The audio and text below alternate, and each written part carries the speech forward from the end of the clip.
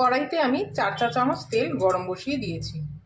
তেল এবার গরম হয়ে গেছে। আগে থেকে চিংড়ি মাছে নুন হলুদ মাখিয়ে রাখা হয়েছে, সেটা এবার একে একে ছেড়ে ভেজে নিতে হবে। চিংড়ি মাছগুলো এপিট ওপিট করে ভালোভাবে ভেজে নেওয়া হয়েছে। এবার একটি পাত্রে তুলে নেব। এই মাছ ভাজার তেলেই 1 চিমটে গোটা সাদা জিরে আর 2টো তেজপাতা ফোড়ন দেব।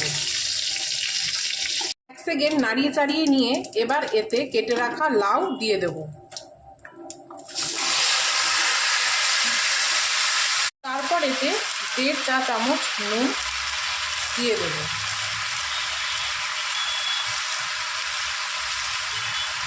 এবার দেব 1 চা চামচ হলুদের গুঁড়ো।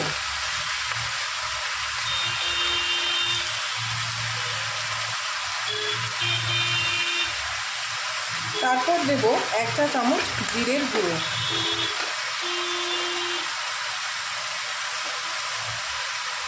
এবার এটিকে ভালোভাবে নাড়িয়ে চাড়িয়ে নিতে হবে। চাড়িয়ে নাবার পর এটিকে ঢাকনা দিয়ে 10 মিনিটের জন্য ঢেকে দেব।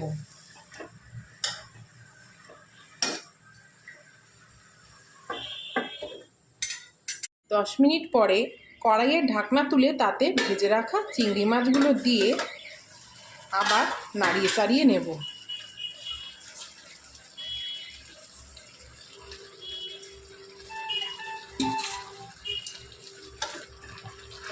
ভালোভাবে নাড়িয়ে চাড়িয়ে নেবার পর এটিকে আবারও 10 মিনিটের জন্য ঢাকা দিয়ে দেব। এই পুরো রান্নাটাই মিডিয়াম ফ্লেমে রেখে রাঁধতে হবে। 10 মিনিট হয়ে গেছে। এবার আমি ঢাকনাটা সরিয়ে নেব।